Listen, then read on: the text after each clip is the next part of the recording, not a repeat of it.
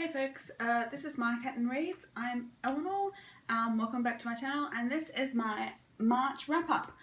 It was a bit of a quieter reading month than I have been having. I only read 7 things, and to be honest, most of those 7 things were related to uni. So there was a number of things, factors I think. It's uni started and I had an essay due at the end of the month, which took up a lot of my brain power and also meant that I procrastinated and watched an awful lot of Death in Paradise, because that's what I do when I have an essay due apparently, is procrastinate. And I also had the folk festival at the end of the weekend over the Easter weekend, so I didn't actually do a great deal of reading apart from a couple of small things that weekend either. So it's a bit of a slower month. Like I said, 7 things read. Most of them were university. I didn't do great on most of my other challenges either. I read 1 book that is part of a series that I am trying to catch up on. And yeah, 5 uni books and 2 rereads. So one of which was one of the uni books. So yeah, not as great a month as I was hoping. Hopefully April will be a bit better. I've caught up a bit already, mostly again due to uni reading. Entirely due to uni reading, actually. The thing with doing an English degree and doing an English subject is often there's a different thing to read each week.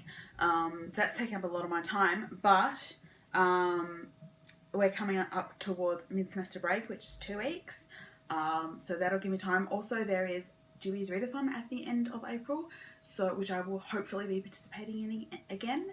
And then there's also a public holiday as well in the last week of April, or the second last week of April. So hopefully I will have some time to devote to reading that is not just uni reading. Also, the Hugo shortlist came out over the Easter weekend, so I have an entire list of things that I want to try and read before voting closes. We'll see how I go as usual. But I should stop babbling and tell you what I did actually read in the month of March. So I started the month, unsurprisingly, with some university reading, and that is the Castle of Otranto by Horace Walpole. This is a sort of more novella length book, and it is from the 18th century, I believe. Yes, 18th century, and it's pretty much considered the first Gothic novel. So in this story, Manfred, on the day of his sickly son's wedding to the lovely Isabella, his son gets killed when a giant helmet falls out of the sky and lands on him. And things go from there, basically, and Manfred is desperately trying to ensure the inheritance of his line of the Castle of Otranto, mostly in despicable ways that don't involve consent at all, but it's not too bad in that position because in terms of the consent thing, nothing actually happens, it's just threatened. But yeah, so it's dramatic, and I kind of enjoyed it. I think, might have given it 2 or 3 stars. I can't remember precisely what did I give it. One of the ones I enjoyed more. Yeah, I gave it 3 stars. So one of the Gothic novels that it was a good start, and I quite enjoyed it. So that was The Castle of Otranto by Horace Walpole. The second thing I finished in the month of March was Tricksters Queen by Tamora. This was a reread. As you can remember, in February I did a bit of a Tamora ramble, yet didn't actually manage to, read the new book. But yeah, so this was finishing up my bit of Tamora rereading, so Tricksters Queen. This is the second book in the Tricksters duet about Allan, who is, she's taken away from Tortor. She's Alana's daughter. She wants to be a spy, and the trickster god gives her an opportunity to keep the Balatang children alive in the Copper Isles, while he plays a great trick. And this is just even more dramatic, and the second book, so I absolutely love it. That is Tamora, Tricksters Queen. I then went back to my uni reading and read The Monk by Matthew Lewis.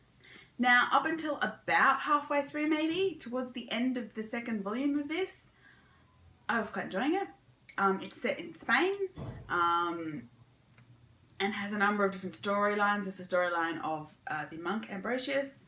There's a storyline of a woman called, if I can remember her name, I can't remember her name. Why can't I remember her name?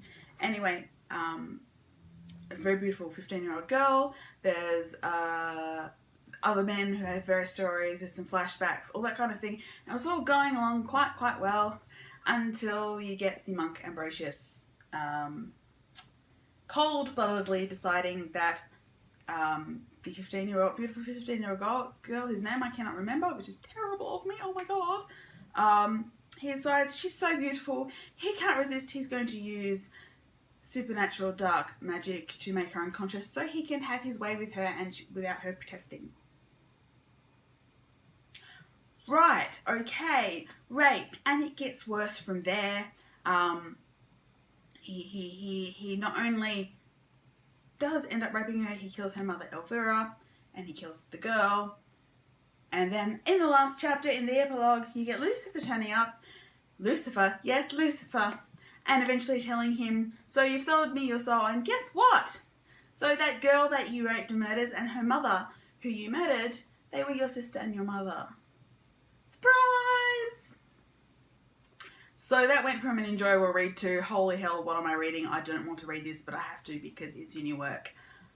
And it dropped from what probably would have been about a 3-star to like 1.5 because I enjoyed the start. But yeah, whoa, okay. Wasn't all that impressed with that book. So really difficult with this one. Then I read this, which is White Nights by Cleeves. This is his second book in the Shetland series, which is one of the series that, of course, I'm trying to catch up on. And have actually watched the television show. So this is the second book, which was a story I actually didn't recognise. So I don't think, well, certainly wasn't in the first couple of series of the TV show. I believe there's another series that's aired in the UK and it hasn't been available here yet. But this is the story, another story of Jimmy Perez. Hanging body is found. Seems like suicide, but no, the pathologist goes, no, he was dead before he was strung up. And so this tiny killer community suddenly has a killer, and Jimmy has to figure out who it is. So it was very atmospheric, and I really enjoyed it. You know, this is a mystery series that I am really enjoying. So that was White Nights by Cleeves. The next book I have was another reread and was under my uni work, and that is Northanger Baby by Jane Austen. Yes, I got to read Jane Austen for my uni, and I in fact spent most of my essay writing about this book, which is why it's all tabbed.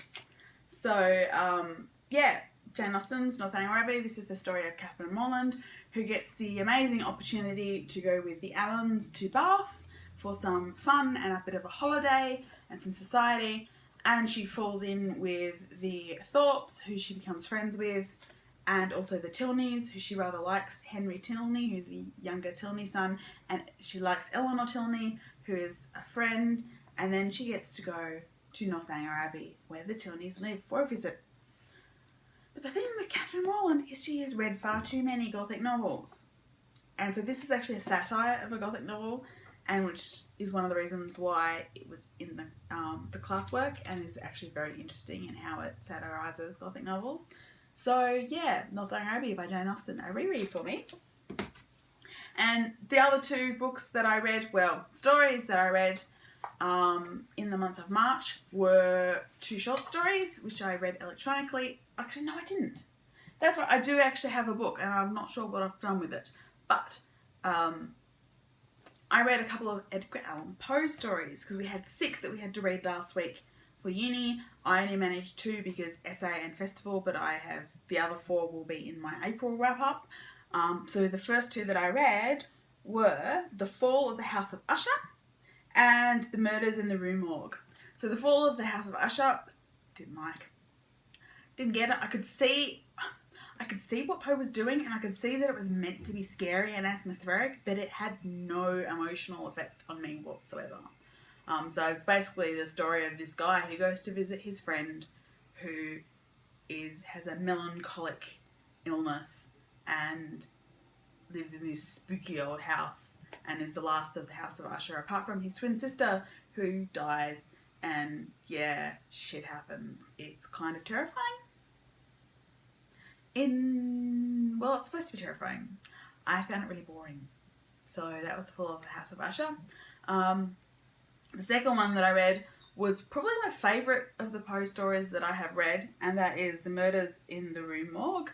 And this I liked mainly because you can see that it's one of the precursors to Sherlock Holmes.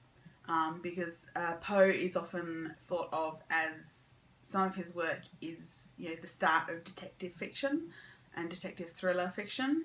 And the character who investigates the murders, because it piques his interest in the murders in the Rue Morgue, is a very Sherlock Holmes, what we would consider a Sherlock Holmes character. There's a lot of the same observational sort of characteristics and stuff that we'd later see in Sherlock Holmes. So that was interesting, and I actually quite enjoyed that one. I think I rated it 3 stars. But that was the last thing that I actually managed to read in March while I was at the festival. So yeah, it was not as great a reading month as I would have liked, but that's what I read in March, all 7 things. Hopefully I read more in April, and hopefully read more non-university stuff in April. I'm looking forward to that. Alright, see you soon. Bye.